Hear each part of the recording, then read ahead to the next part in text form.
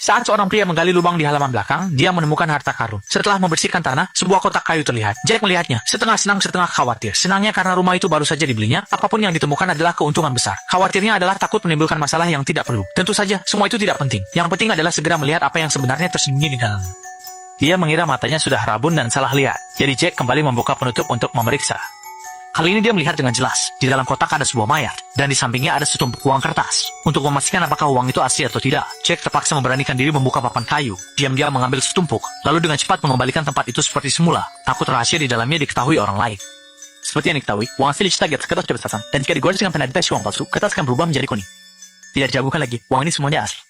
Melihat hal itu, Jack sangat gembira. Dia tidak menyangka kebahagiaan datang begitu tiba-tiba. Sekaligus, dia merasa melayang. Dengan dukungan uang yang banyak, Jack jelas lebih percaya diri. Saat masuk kerja pun malas menyapa rekan-rekan. Karena menurutnya, dia sudah menjadi jutawan. Sama sekali tidak selevel dengan mereka. Namun, setelah berpikir sejenak, uang itu sepertinya bukan miliknya.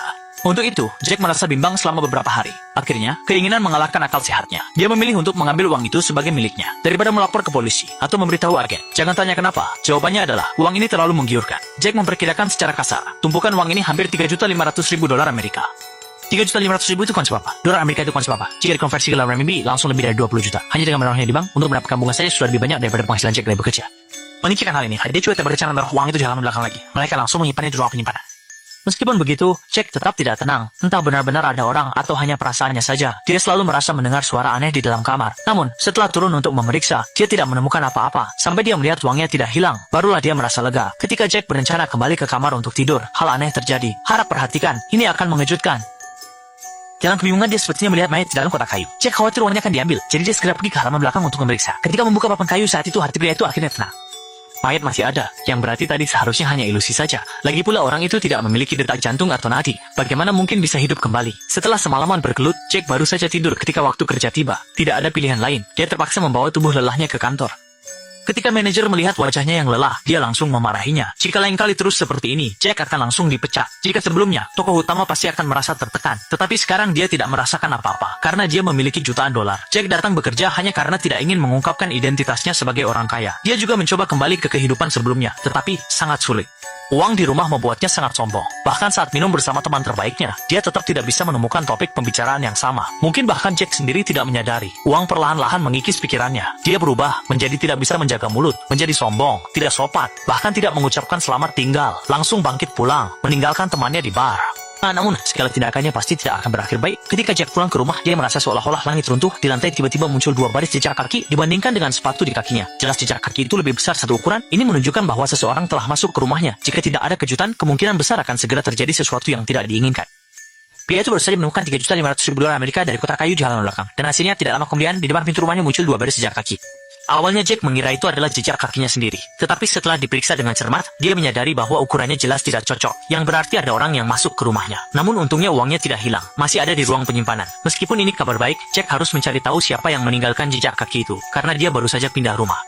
Selain putrinya, satu-satunya orang yang tahu berita ini adalah agen yang menjual rumah kepadanya. Untuk mengetahui siapa sebenarnya, Jack pertama-tama menghubungi putrinya dan berhasil mengajaknya bertemu dengan cara berbincang-bincang.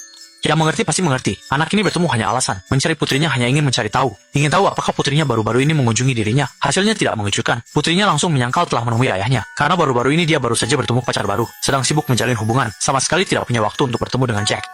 Setelah mendengarnya, tokoh utama juga merasa tidak ada masalah. Lagi pula jejak kaki itu lebih besar dari miliknya. Bagaimana mungkin itu milik putri kesayangannya?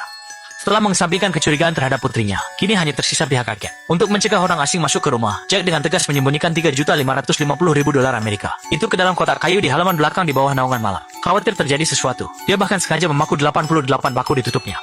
Tidak disangka baru saja menyelesaikan masalah ini, Jack menemukan sebuah pintu rahasia di ruang penyimpanan. Itu adalah area yang belum pernah dia kunjungi sejak pindah rumah. Untuk menyelidiki lebih lanjut, Jack segera mulai mencongkel pintu. Namun sayangnya, kualitas pintu itu sangat bagus. Setelah berusaha setengah hari pun tidak berhasil membukanya.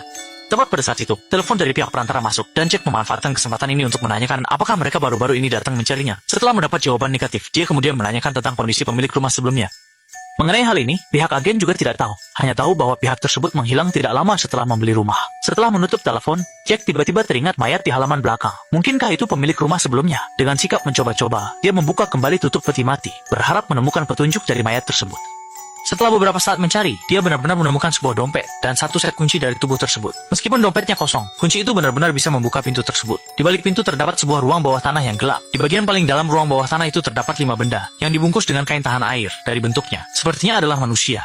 Melihat situasi ini, Jack benar-benar ketakutan. Jadi semakin dipikir semakin takut. Dia segera pergi ke toko peralatan dan membeli banyak peralatan penerangan serta beberapa kamera yang dipasang di setiap sudut rumah. Dengan dukungan teknologi tinggi, Jack yakin pencuri manapun yang masuk tidak akan bisa bersembunyi. Saat ini dia harus sedikit pamer. Awalnya Jack sangat percaya diri. Siapa sangka alarm berbunyi di tengah malam. Setelah bangun, dia pertama-tama mengamati sekeliling, lalu memeriksa satu persatu kamera pengawas. Tak disangka, tiba-tiba badai turun dari langit, dan suara petir menyebabkan seluruh ruangan mati listrik. Setelah susah payah pulih, Jack terkejut menemukan ada seseorang di depan pintu kamar. Dia menghadap ke arah kamera pengawas, kepalanya terus membentur pintu. Sebagai seseorang yang telah terdidik secara ilmiah, Jack sama sekali tidak percaya pada hal-hal gaib. Langsung mengambil tongkat bisbol dan mengejarnya. Namun, dia tetap terlambat selangkah. Ketika dia sampai di halaman, orang itu sudah menghilang. Namun dari pakaian orang itu, Jack sangat yakin bahwa yang mengacau adalah mayat itu. Dia merasa takut sekaligus tidak rela mengembalikan uang itu kepada orang mati. Jadi dia langsung mengancam mayat itu. Kalau kamu berani muncul lagi, aku jamin tidak akan melepaskanmu begitu saja. Setelah semalaman berusaha, baru saja tertidur, melihat jam, sudah waktunya kerja. Saat Jack menyalakan mobil, tiba-tiba dia melihat mayat di halaman belakang berdiri tegak. Tetapi ketika dia mendekat, orang tua itu buru-buru berbaring kembali ke peti mati, seolah-olah memperingatkan Jack untuk tidak mengincar uang itu. Tentu saja Jack tidak akan ketakutan oleh seorang mayat, langsung mengambil gergaji listrik dan memotong mayat tersebut di tempat. Siapa sangka, baru saja membuang pakaian berdarah ke tempat sampah, pulang ke rumah sudah melihat agen datang. Melihat situasi ini, Jack awalnya ingin mengusir orang tua itu. Tetapi sayangnya orang tersebut sudah menemukan mayat di halaman belakang, dan tanpa berkata apa-apa, langsung ingin memberitahu polisi. Jack tidak punya pilihan, hanya bisa mengayunkan palu dan mengirim orang tua itu ke barat laut.